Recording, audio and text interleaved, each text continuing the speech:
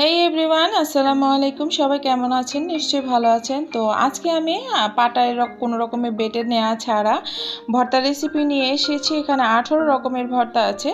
তো এখানে কোনো রকমের ব্লেন্ডার বা পাটা ব্যবহার করা হয়নি। তো এই ভর্তাটা খুব ইজিলি প্রসেসে দেখিয়ে দিচ্ছি।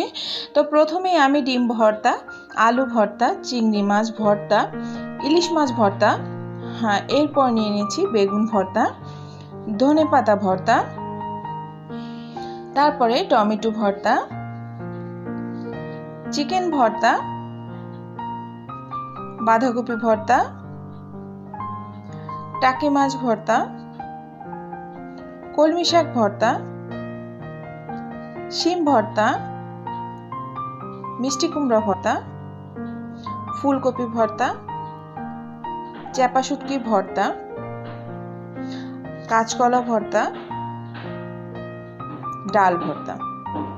খুবই মজাদার এই ভর্তাগুলো আপনারা খুবই ইজিলি প্রসেসে দেখিয়ে দিব, খুবই সহজে তৈরি করতে পারবেন। আর এই ভর্তা দেখলে জিভে পানি আসবে না এমন কোনো মানুষ নাই। তো চলুন দেখে নেওয়া যাক এই জিভে পানি নিয়ে আসার মতো ভর্তাগুলো কিভাবে আমি খুব দ্রুত তৈরি করে দেখাচ্ছি আর কিভাবে তৈরি করবেন। তো প্রথমে আমি একটা কড়াই নিয়ে নিয়েছি।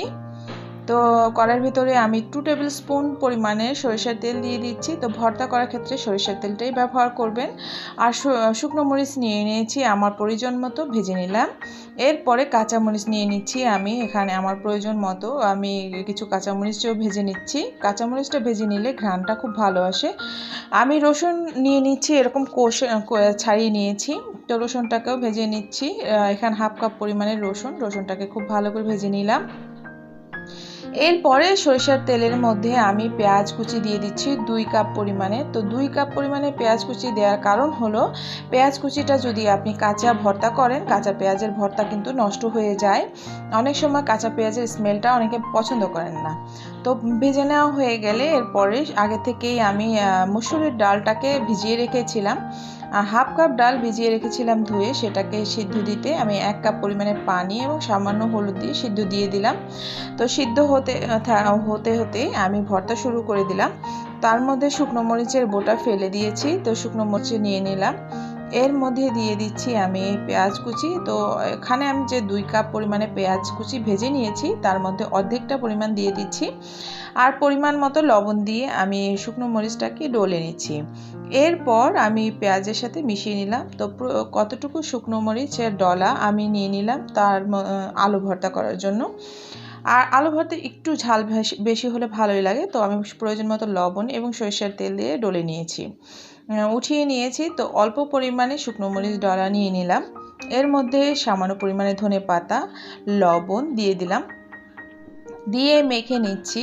মেখে নেওয়া হয়ে গেলে এর মধ্যে অল্প পরিমাণে পেঁয়াজ ভাজি দিয়ে দিলাম, পেঁয়াজ যে ভেজে রেখেছিলাম। কারণ চিংড়ি মাছ ভর্তার ক্ষেত্রে কিন্তু পেঁয়াজটা একটু বেশি দিলে ভালো লাগে। তো আমি চিংড়ি মাছটাকে ডুলে নিলাম এবং সরিষার তেল দিয়ে মেখে নিচ্ছি। তো সরিষার তেলটা আপনাদের উপরে ডিপেন্ড করবে। এরপরে আমি চলে যাব ডাল ভর্তা। ডাল নিয়ে নিলাম, প্রয়োজন মতো মরিচের মাখা নিয়ে নিলাম, রসুন নিয়ে নিলাম। আমি রসুন নিয়ে নিয়েছি 1 চামচ পরিমাণে, মেখে নিলাম এবং দিয়ে দিলাম পরিমাণ মতো লবণ। আর সরিষার তেলটা আপনাদের প্রয়োজন অনুযায়ী দিবেন, তবে সরিষার তেলটা বেশি দিলে ভালো লাগে। তো তুলে নিলাম মেখে। তো আমি বেগুন নিয়ে নিয়েছি, বেগুনের মধ্যে আমি মরিচের ডলা দিয়ে দিলাম প্রয়োজন মতো, ধনেপাতা দিয়ে দিলাম, লবণ দিয়ে দিচ্ছি স্বাদ অনুসারে। খুব ভালো করে মেখে নিচ্ছি। প্রয়োজন মতো সরিষার তেল দিয়ে দিচ্ছি, তেল দিয়ে মেখে তুলে নিচ্ছি। ডিম ভর্তা করার জন্য নিয়ে নিচ্ছি প্রয়োজন মতো মরিচ ডলা, একটু পেঁয়াজ কুচি আর লবণ পরিমাণ মতো দিয়ে মেখে নিচ্ছি। দিয়ে দেব মেখে নেওয়ার পরে সরিষার তেল এবং ধনেপাতা পরিমাণ মতো। তো মেখে নেওয়া হয়ে গেলে আমি তুলে নিচ্ছি। তো পরবর্তী ভর্তা করার জন্য আমি নিয়ে নিচ্ছি মরিচের ডলা পরিমাণ মতো নিয়ে নিচ্ছি। আর নিয়ে নিচ্ছি আমি পেঁয়াজ কুচি ভাজা, নিয়ে নিচ্ছি প্রয়োজন মতো ধনেপাতা এবং লবণ, স্বাদ অনুসারে সব কিছু ব্যবহার করবেন। দিয়ে দিচ্ছি 2টো কাঁচামরিচ ভাজা আর চিকেনটাকে আমি আগে আদা এবং রসুন দিয়ে প্রয়োজন মতো অল্প অল্প করে দিয়ে সিদ্ধ করে নিয়েছিলাম এবং কাঁটা চামচ দিয়ে এটাকে আলাদা আলাদা করে নিয়েছি, ছাড়িয়ে নিয়েছি। তো আমি মেখে নিলাম। মেখে নেওয়া হয়ে গেলে এর ভেতরে রসুন ভাজা দিয়ে দিলাম, আমি দিয়ে মেখে নিচ্ছি খুব ভালো করে এবং প্রয়োজন মতো সরিষার তেল দিয়ে মেখে তুলে নিচ্ছি। তো পরবর্তী ভর্তা করার জন্য নিয়ে নিচ্ছি আমি প্রয়োজন মতো শুকনো মরিচ ডলা দিয়ে দিচ্ছি, প্রয়োজন মতো একটু পেঁয়াজ ভাজা দিয়ে দিচ্ছি, দুটো কাঁচা কলা সিদ্ধ আর লবণ প্রয়োজন মতো, আর একটা কাঁচামরিচ আমি একটু ডলে নিচ্ছি। কাঁচামরিচটা আগে থেকেই কিন্তু ভেজে নেওয়া। তো মেখে নেওয়ার পরে প্রয়োজন মতো সরিষার তেল দিয়ে ভর্তা করে নিলাম। তো পরবর্তী ভর্তার জন্য ফুলকপি সিদ্ধ করে নিয়েছিলাম আগেই আমি, তার মধ্যে প্রয়োজন মতো মরিচ ডলা, পেঁয়াজ ভাজা এবং কাঁচামরিচ দুটো দিয়ে দিচ্ছি। দিয়ে দেওয়ার পরে একটু মেখে নেব, দিয়ে দেব প্রয়োজন মতো লবণ।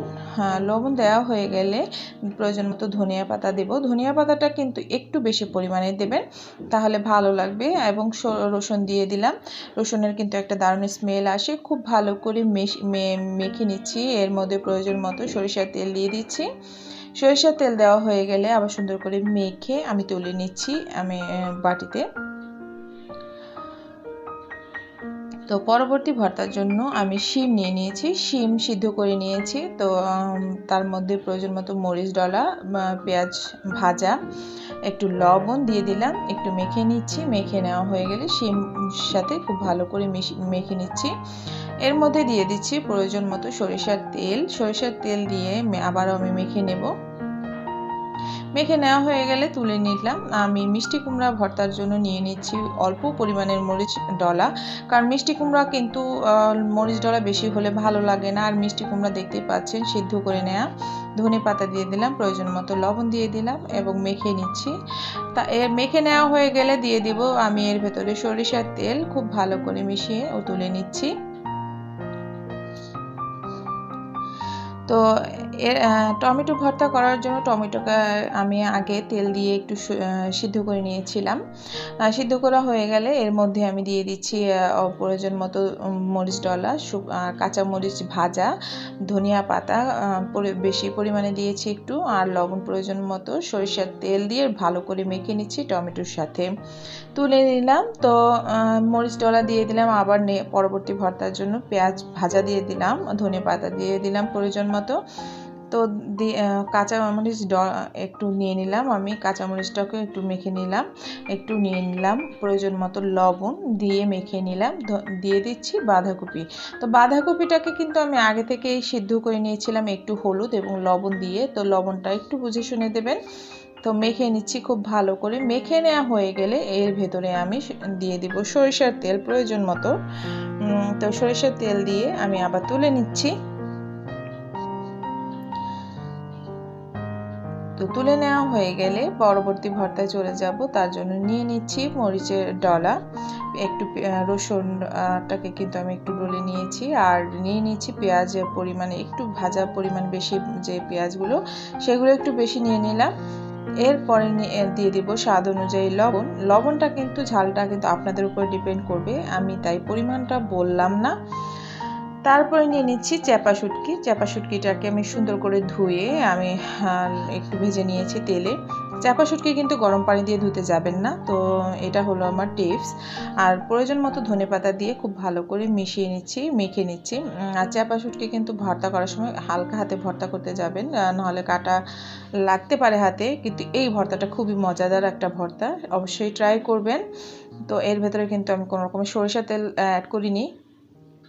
পরবর্তী ভর্তা করার জন্য নিয়ে নিচ্ছি ইলিশ মাছ। ইলিশ মাছটাকে আমি আগে ভেজে নিয়েছিলাম হলুদ এবং লবণ দিয়ে, কাটা ছাড়িয়ে নিয়েছি খুব ভালো করে। তো প্রয়োজন মতো পেঁয়াজ কুচি ভাজা দিয়ে দিলাম, একটু মরিচ দিয়ে দিলাম কাঁচা মরিচ, আর শুকনো মরিচ ডলা দিয়ে দিয়েছি প্রয়োজন মতো, এবং দিয়ে দিয়েছি লবণ। খুব ভালো করে মিশিয়ে নিচ্ছি। মিশিয়ে নেওয়া হয়ে গেলে দিয়ে দিচ্ছি শুকনো সরিষার তেল, খুব ভালো করে মেখে নিলাম। সরিষার তেলটা দিয়ে তুলে নিলাম। তো এখন ভর্তা করব কলমি শাক। কলমি শাক ভর্তা করার জন্য নিয়ে নিলাম কলমি শাক, দিয়ে দিচ্ছি শুকনো মরিচ ডলা এবং পেঁয়াজ কুচি, ধনে পাতা, খুব ভালো করে মেখে নিচ্ছি। তো মেখে নেওয়া হয়ে গেলে এর ভেতরে দিয়ে দেব আমি সরিষার তেল। সরিষার তেলটা দিয়ে ভালো করে মেখে নেব। টাকি মাছ ভর্তা করার জন্য প্রথমে আমি 3টা টাকি মাছ মিডিয়াম সাইজের ভেজে নিয়েছি হলুদ এবং লবণ দিয়ে, এবং কাটা ছাড়িয়ে নিয়েছি খুব ভালোভাবে, দেখতেই পাচ্ছেন। এরপরে দিয়ে দিচ্ছি শুকনো মরিচ ডলা আর রসুন ভেজে নেওয়া, দিয়ে দিচ্ছি লবণ, খুব ভালো করে মেখে নিচ্ছি। তো মেখে নেওয়া হয়ে গেলে এর মধ্যে আমি সেই টাকি মাছটাকে সুন্দর করে মেখে নিচ্ছি। কাঁটাটা কিন্তু আমি ছাড়িয়ে নিয়েছিলাম। প্রয়োজন মতো ধনেপাতা দিয়ে দিচ্ছি। ধনেপাতাটা দিয়ে মিশিয়ে নেওয়ার পরে দিয়ে দিচ্ছি সরিষার তেল। সরিষার তেলটা দিয়ে আবার মেখে নিয়ে তুলে নিচ্ছি। আর টাকি মাছটা কিন্তু খুবই মজাদার একটা ভর্তা, অবশ্যই ট্রাই করবেন। তো পরবর্তী ভর্তার জন্য নিয়ে নিচ্ছি মরিচ ডলা প্রয়োজন মতো, রসুন আর ধনেপাতা বেশি পরিমাণে, যেহেতু এটা ধনেপাতা ভর্তা। তো ধনেপাতা ভর্তার জন্য আমি প্রয়োজন মতো সরিষার তেল দিয়ে দিলাম, মিশিয়ে নিলাম। এখন তুলে নিচ্ছি। গরম ভাতের সাথে কিন্তু এই ধনিয়া পাতা ভর্তাটা অনেক মজার, অবশ্যই ট্রাই করবেন। আর ট্রাই করে অবশ্যই আমাকে জানাবেন কেমন লাগলো। আমার এই ভর্তার রেসিপিগুলো যদি ভালো লাগে অবশ্যই আমার চ্যানেলটি সাবস্ক্রাইব করবেন, পাশে থাকা বেল আইকনটি ক্লিক করে দিবেন। আর সবাই ভালো থাকবেন, সুস্থ থাকবেন এই প্রত্যাশায় আজকের মতো বিদায় নিচ্ছি। আল্লাহ হাফেজ।